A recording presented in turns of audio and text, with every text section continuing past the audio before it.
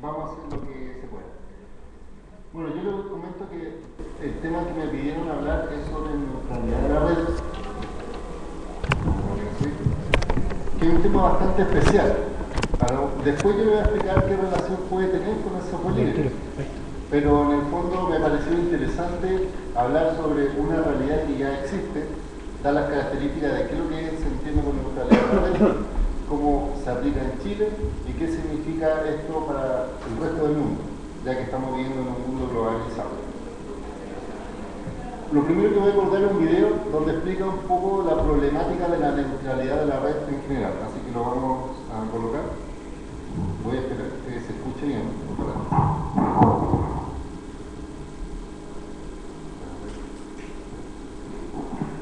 ¿Qué pasaría si un día decides buscar algo en Google, pero te encuentras con que su web va tan lenta que no puedes usarla? O peor aún, que ni siquiera puedes acceder a la página de Google. Es probable que después de tanta frustración decidas acceder a otro buscador para encontrar lo que quieres. Sin neutralidad en la red, el caso propuesto podría volverse demasiado común. Tu proveedor de Internet, la compañía que opera tu conexión física a Internet y a la que pagas todos los meses, podría decidir degradar tu acceso a sitios como Google o bloquear totalmente su acceso. ¿Por qué haría algo así tu proveedor? Porque tal vez ha firmado un acuerdo de exclusividad con un buscador rival de Google. Tu proveedor de Internet tendría entonces un gran incentivo en desviarte hacia esa otra compañía. O quizás quiere desarrollar su propio motor de búsqueda e imponértelo usando su poder para controlar tu conexión, evitando así que vayas a Google porque ha decidido degradar o bloquear el acceso a su web porque Google no le paga lo que quiere. He aquí otro escenario. Supongamos que quieres utilizar Skype para hacer tus llamadas. Un día, sin ninguna razón, Skype se vuelve lento o se cortan las llamadas y no puedes usarlo.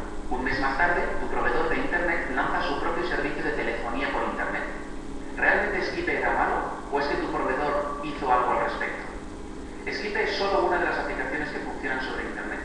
Los ISPs están entrando en el negocio de los proveedores de contenidos de vídeo, de forma que muy pronto estarán compitiendo con otros proveedores de vídeo. Si tu ISP tiene intereses económicos por premiar a un proveedor de vídeo frente a los demás, podría degradar el acceso al resto de los proveedores. Casos de este tipo no solo son posibles, sino que son reales, y seguirán ocurriendo mientras los principios básicos de la neutralidad de la red no se conviertan en una ley de obligatorio cumplimiento. Por desgracia, los políticos actuales no consideran que la neutralidad de la red es lo suficientemente importante como para convertirse en ley. Si te importa poder acceder con libertad a lo que tú quieres en Internet, es el momento de movilizarte y exigir el respeto a la neutralidad de la red, como siempre ha sido, como debe ser.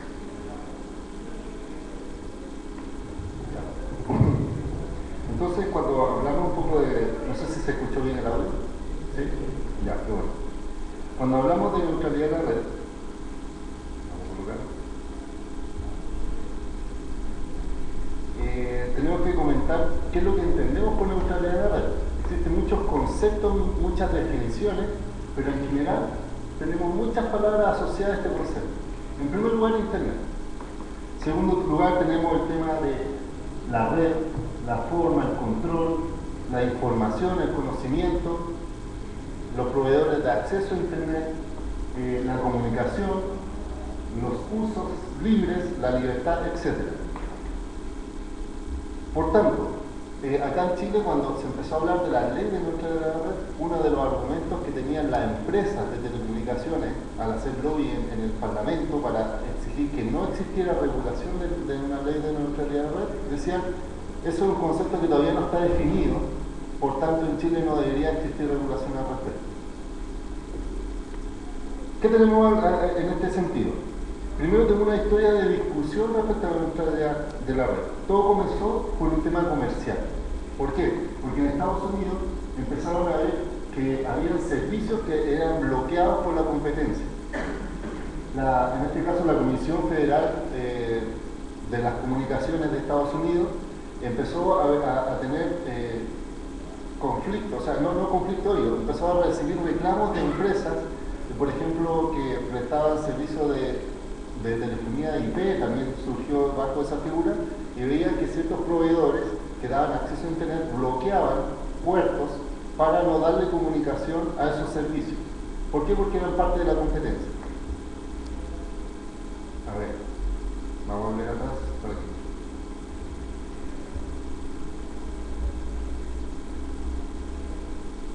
que se adelantó. Entonces, ¿qué es lo que pasaba? Que los proveedores comenzó como una parte comercial. Déjame ver aquí.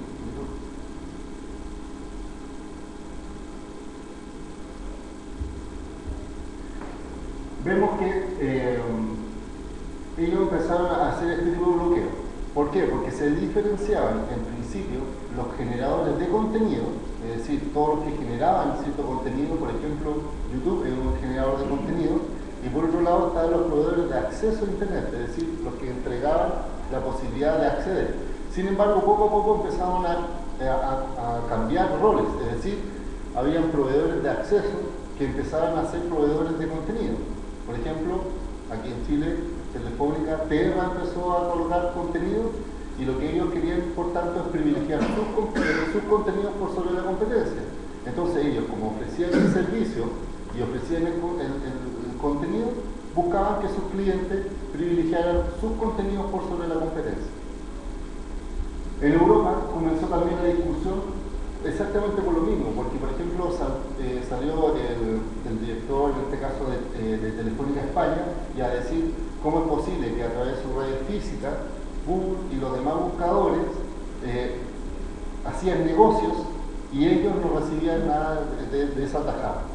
O sea, comenzó esa discusión por un tema nuevamente de plata entre personas que están ofreciendo servicios, más que generar el mismo contenido que muchas veces por los mismos usuarios.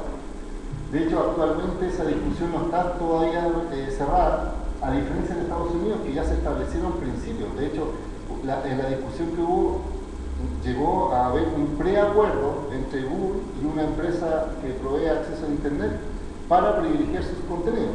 Después Google decía, no, lo que pasa es que nosotros queremos simplemente tener una Internet 2, una Internet paralela, etc.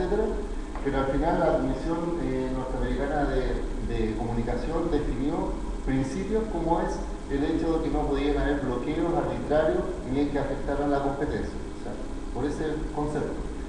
En Europa se están abriendo discusiones y en este caso consultas ciudadanas para decidir si efectivamente puede haber una regulación respecto a la neutralidad de la red o no. Las empresas hacen un lobby diciendo de que si existe amplia libertad, es decir, neutralidad en el sentido de que no puedan discriminar uno u otro contenido, podrían afectar en este caso la calidad de servicio respecto a lo que ellos ofrecen. Sobre todo diferenciando entre servicios que ofrecen, por ejemplo, vía inalámbrica a vía fija.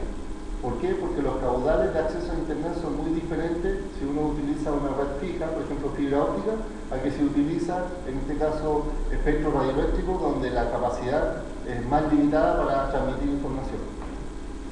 En Chile esta discusión comenzó cuando Red Voice, una empresa que ofrecía, en este caso, telefonía IP, empezó a darse cuenta que los clientes de un proveedor de acceso, que en este caso era CTT Chile, después Telefónica o Movistar Chile, bloqueaba puertos que hacían imposible a Red Voice funcionar bajo el mismo argumento. La empresa decía, ellos están utilizando plataforma que es de nosotros y no tenemos ninguna compensación.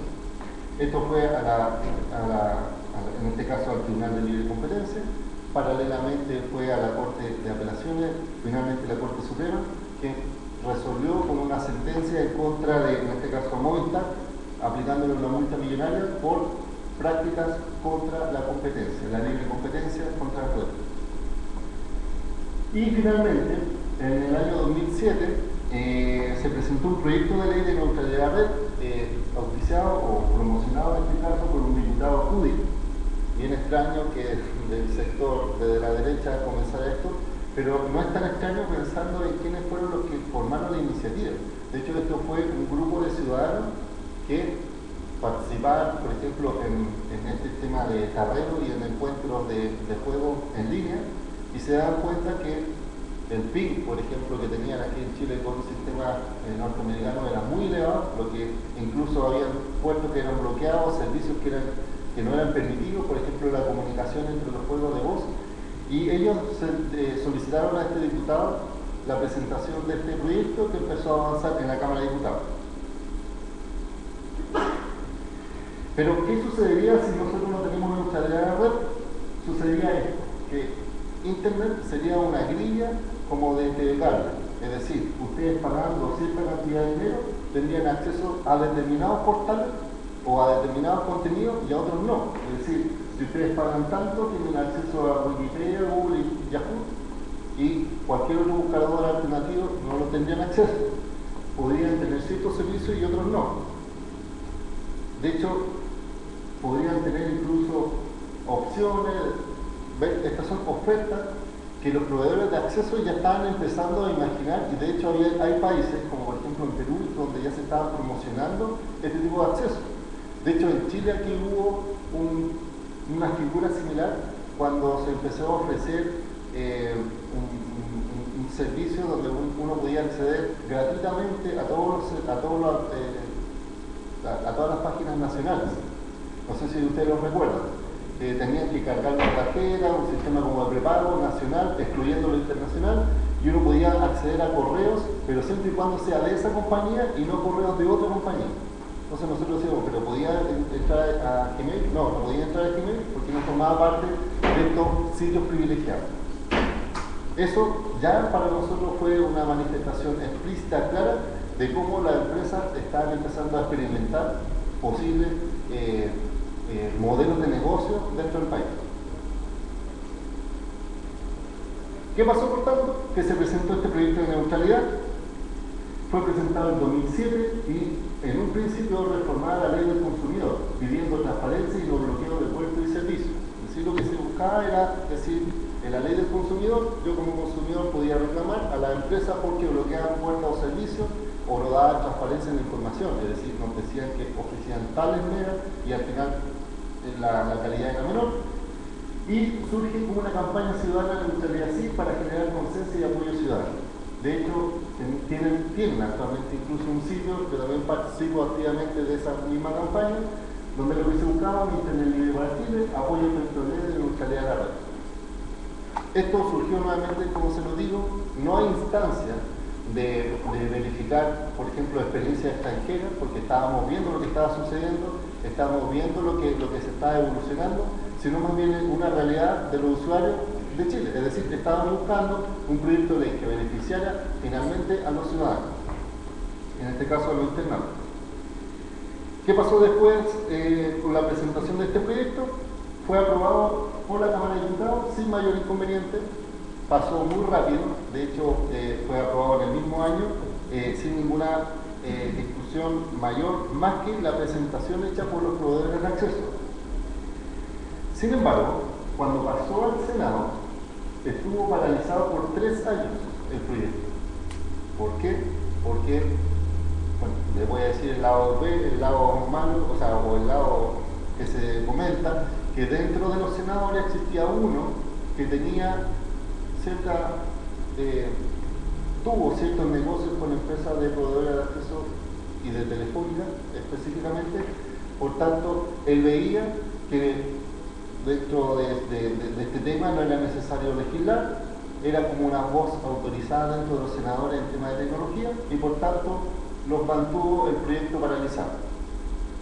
Hubo toda una discusión, en neutralidad sí, incluso demostramos cómo había intereses creados, cómo existían ahí temas de por medio, hubo una discusión, pero en la práctica sucedió que durante 3 años el proyecto estuvo paralizado en la Comisión Unida de Transporte y Telecomunicaciones con Economía, hasta que hubo renovación de parlamentarios y en este caso Subtel decidió incorporar una indicación sustitutiva, es decir, que este proyecto, en vez de que estuviera en la ley del consumidor, ¿por qué no pasarlo a la ley general de telecomunicaciones? Lo que le generaba mayor respeto, elevarlo a categoría y darle mayores atribuciones a este proyecto. Y justamente con eso, también el senador Girardi, que fue un buen promotor de esta iniciativa, hizo que incluso por primera vez fueran escuchados ciudadanos en las comisiones que estaban viendo este proyecto, porque tanto en la Cámara de Diputados